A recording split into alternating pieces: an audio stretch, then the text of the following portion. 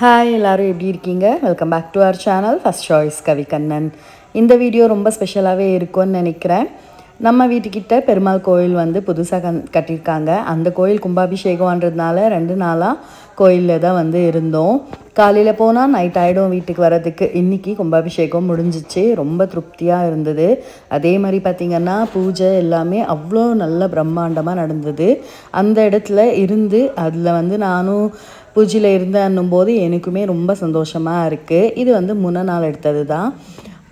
ஃபஸ்ட்டே பார்த்திங்கன்னா ஒரு 15 நாளுக்கு முன்னாடியே சாமியை கொண்டு வந்து அதுக்கப்புறமா தண்ணியில் வந்து வச்சுட்டு இருந்தோம். அந்த வீடியோ எடுக்க முடியல, அன்றைக்கி ரொம்ப மழைன்றதுனால போக முடியல. அதுக்கப்புறமா அங்கேருந்து எடுத்து இப்படி பெட்டு போட்டு தலைகாணி வச்சு சாமியை படுக்க வச்சுருக்காங்க. பார்க்க அவ்வளோ அழகாக இருந்தது. இதெல்லாம் பார்த்துட்டு அதுக்கப்புறமா பார்த்திங்கன்னா ஹோமம் பண்ணுறதுக்கு இங்கே வந்து எல்லாமே ரெடி பண்ணின்னு இருக்காங்க. ஐயர் சொல்கிறது ஒன்றுமே அவ்வளோ இதுவாக இருந்துச்சு. எல்லாமே வந்து சில இடத்துலலாம் நம்ம என்னதான் கேட்டாலும் அவங்க சொல்கிற மந்திரம் வந்து நமக்கு புரியாது. ஏதோ சொல்கிறாங்க, ஆனால் என்னன்றது நமக்கு புரியவே புரியாது இல்லையா? ஆனால் இவர் அந்த ஒரு பூஜைக்கான பலன் என்ன, அதுக்கப்புறமா அந்த பூஜை எதுக்காக பண்ணுறோம்ன்றது எல்லாமே கிளியராக எக்ஸ்பிளைன் பண்ணிவிட்டு ஒரு ஸ்டெப்பாக நமக்கு சொல்லி பண்ணும்போது நிஜமாலுமே கேட்க அவ்வளோ ஒரு இன்ட்ரெஸ்டிங்காக இருந்தது. நிறைய விஷயம் கற்றுக்கிற மாதிரியும் இருந்தது. அந்த இடத்த விட்டு ஏஞ்சி வரவே மனசு இல்லை. அந்த அளவுக்கு அந்த பூஜை வந்து நம்மளை அவ்வளோ அட்ராக்டாக இருந்தது. நேற்று ஃபுல்லாகவே பார்த்திங்கன்னா கலச பூஜை, அதுக்கப்புறமா இந்த மாதிரி ஓமம் வளர்த்து பூஜை எல்லாமே நிறைய இருந்தது. ஒன்றா ஸ்டெப்பாக பண்ணின்னு இருந்தாங்க. நேற்று காலையில் போனது நைட் வர 2 மணி ஆச்சு. அந்த அளவுக்கு அடுத்தடுத்து பூஜைங்க வந்து கண்டினியூஸாக இருந்தது.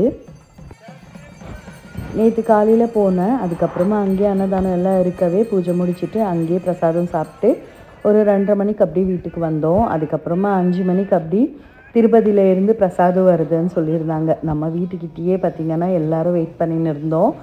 வண்டி வந்ததுமே அங்கேருந்து பூஜை பண்ணி அப்படியே மேலதாளத்தோடு கோயிலுக்கு போகிற மாதிரி ரொம்ப அழகாக அரேஞ்ச் பண்ணியிருந்தாங்க. நாங்கள் ஒரு 1/2 hour வெயிட் பண்ணியிருந்தோம். அதுக்கப்புறமா வண்டி வந்துடுச்சு. வண்டி வந்த பிறகு வண்டிக்கு சூரத்தேங்காயெல்லாம் உடச்சி பூஜை பண்ணி நல்ல பூஜை ரொம்ப பிரம்மாண்டமாக இருந்துச்சு. அப்படியே வந்து நாங்கள் கோயிலுக்கு போனோம்.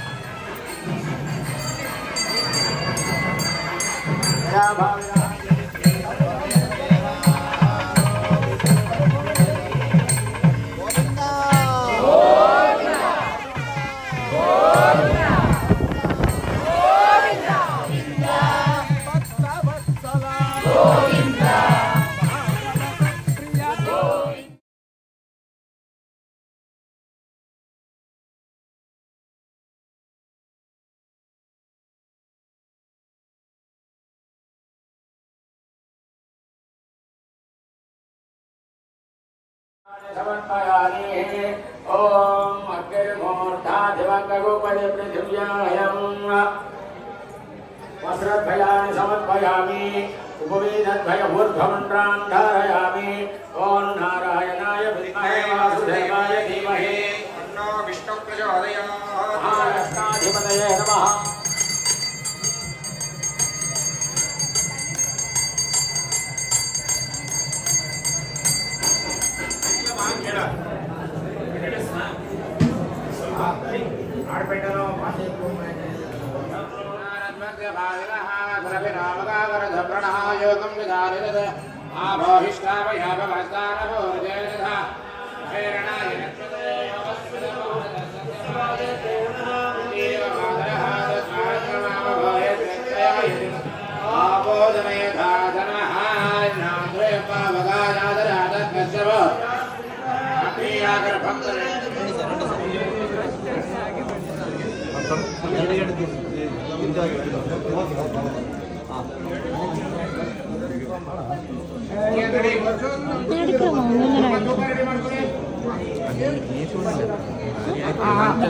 green color. Only near foot. Shanta. Magana. Oh, let's do it.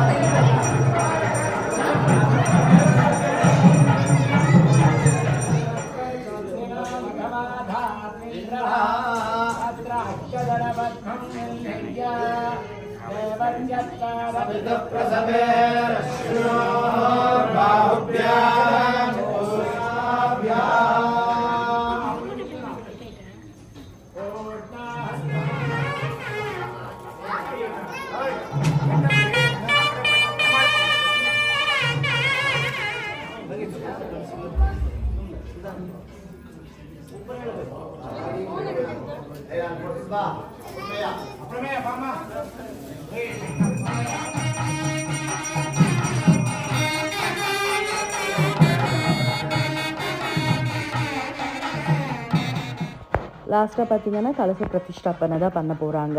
காலையிலேருந்து ஃபுல்லு யாகம் வளர்த்துனது பூஜை பண்ணது எல்லாமே இந்த கலசத்துக்கு தான். இப்போ இந்த கலசத்தை நம்ம கையாலேயே கொண்டு போய் மேலே வந்து வைக்கிற மாதிரி தான் ரெடி பண்ணியிருந்தாங்க.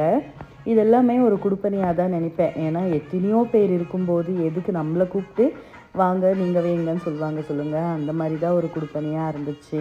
இந்த ஒரு குடுப்பனை கிடைச்சது ரொம்பவே சந்தோஷமாக இருந்தது. ஏன்னா நாமெல்லாம் ஒரு கோயில் கட்டி இந்த மாதிரி பண்ணுறோன்னா கண்டிப்பாக கடவுள் நினச்சா மட்டும்தான் முடியும். ஆனால் இப்போதைக்கு கோயில் எல்லாருமே கட்ட முடியாது இல்லையா?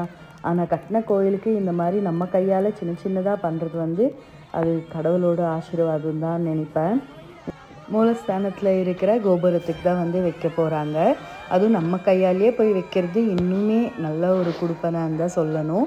3 பேருமே போயிட்டு 3 இடத்துல இருக்கிற கோபுரத்து மேலேயும் வச்சுட்டு வரணும். மேலே ஏறும்போது உடம்பு அப்படியே சில்லுன்னு இருந்தது. கிட்ட போயிட்டு கொஞ்ச நேரம் ஆச்சு. அவங்க வந்து கரெக்டாக அந்த பொசிஷன் பார்த்து நிற்க வைப்பாங்க. அந்த இடத்துல நம்ம கையால் எடுத்து அந்த கோபுரத்து மேலே வச்சுட்டு வரணும்.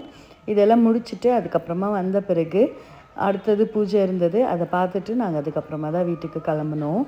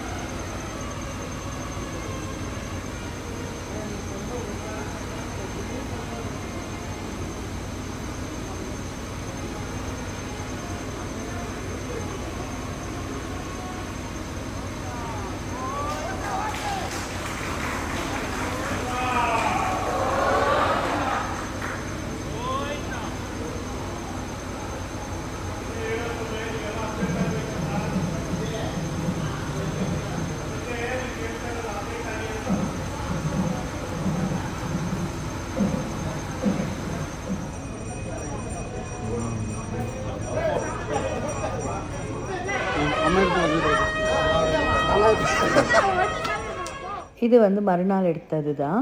மறுநாள் காலையிலேயே பார்த்திங்கன்னா மறுபடியும் 9 மணிக்கெல்லாம் பூஜைக்கு வந்துடுங்கன்னு சொல்லியிருந்தாங்க. காலையிலேயே போனோம். ஹோமம் வந்து வளர்த்துன்னு இருந்தாங்க. அதுக்கப்புறமா ஒரு பூஜையாக நடந்துன்னு இருந்தது. கரெக்டாக ஒரு 2 மணி ஆயிட்டு இருந்துச்சு. அப்போ தான் வந்து சாமி எல்லாமே உள்ளே வச்சுட்டு பிரதிஷ்டாபனை பண்ணி சாமிக்கு மகாமங்களார்த்தியெல்லாம் காட்டினாங்க. வச்ச உடனே ஒரு ஆரத்தி காட்டினாங்க. அதுக்கப்புறமா தான் மகாமங்களார்த்தி காட்டினாங்க. ஆனால் அவ்வளோ ரஷ்ஷாக இருந்தது. இந்த ஆரத்தியை மட்டும்தான் பார்த்தோம். எதுவுமே கோயிலுக்குள்ளே போக முடியல, ரஷ்ஷாக இருந்த தொட்டு. இந்த டிஸ்பிளேலேயே பார்த்திங்கன்னா அழகாக போட்டுட்ருந்தாங்க. அதில் தான் வந்து பார்த்துன்னு இருந்தோம். இதெல்லாம் ஆன பிறகு அந்த கலசை வச்சு பூஜை பண்ணியிருந்தாங்க இல்லையா, அந்த தண்ணியை எடுத்துன்னு போய் கோபுரத்து மேலே ஊற்றி எல்லாருக்குமே அந்த தீர்த்தத்தை கொடுத்தாங்க. இந்த பூஜை எல்லாமே முடிச்சுட்டு வீட்டுக்கு வரதுக்குள்ளே சாயங்காலம் ஆகிடுச்சு. அங்கேயே பிரசாதமும் சாப்பிட்டு அதுக்கப்புறமா கோயிலில் கொஞ்சம் நேரம் இருந்துட்டு அதுக்கப்புறமா தான் வந்திருந்தோம். இந்த 2 நாளுமே கம்ப்ளீட்டாக கோயிலில் இருந்தது. அவ்வளோ ஒரு மனசுக்கு திருப்தியாக இருந்தது. கண்டிப்பாக இந்த 2 நாளை வந்து மறக்கவே முடியாது. எப்போவுமே வந்து இந்த மாதிரி எக்ஸ்பீரியன்ஸ் பண்ணதில்லை. வீட்டுக்கிட்ட இந்த மாதிரி வீட்டுக்கு வந்து போயின்னு ஏதோ கோயிலையே ரொம்ப நேரம் ஸ்பெண்ட் பண்ணாங்க.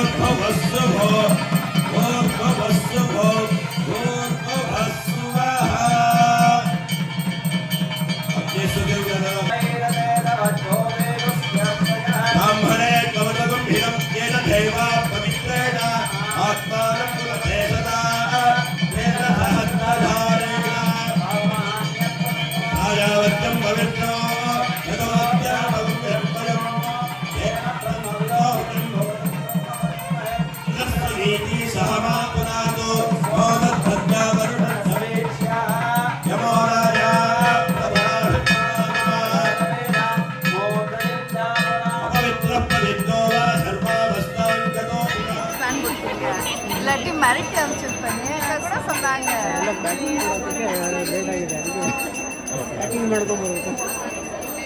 சொல்லிட்டு அந்த ஃபோட்டோ